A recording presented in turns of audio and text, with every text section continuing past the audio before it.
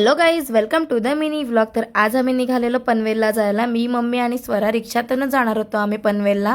तर रिक्षा आलेली आणि बसलो आम्ही रिक्षामध्ये आणि पोचलो आमच्या देवळाजवळ। तर पाय वगैरे पडलो रिक्षातूनच आणि मग गेलो पुढे। तर ब्रिज झाले तर आता काय टाईम पण लागत नाही पनवेलला जायला।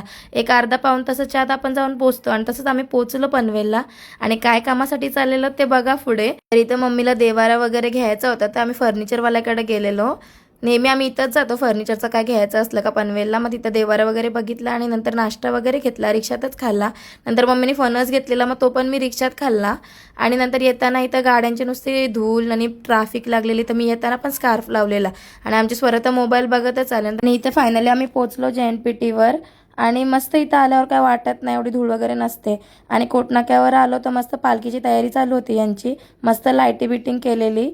आणि नंतर मम्मीला मच्छी पाहिजे होती मग रिक्षा थांबवलेली मम्मीने मच्छीसाठी। मग काय घेतलं, बागडे मग मांदेली कोलबी वगैरे आणि मग निघालो आम्ही। आणि स्वरा पण वैतागलेली, आम्ही पण वैतागलेलो। पनवेलला जाऊन येऊन बोला ना तर खूप सारा वैताग येतो, पण काय कामासाठी आपल्याला जायलाच लागतं। आणि घरी आल्या आल्या स्वरा पहिले जाऊन बसले बेडवर आणि नंतर मग मी गेलो बेडरूममध्ये तर नुसती मिठ्या मारायला लागली। तिला बोल बाबा थांब, मला दम लागलाय। नंतर मम्मीने इथं लगेच भात वगैरे ठेवला आणि जेवण करून गेलेली। मस्त सार आणि वालाची भाजी केलेली, मस्त गरम गरम जेवलो आणि लगेच घेतलेले मी फणस खायला।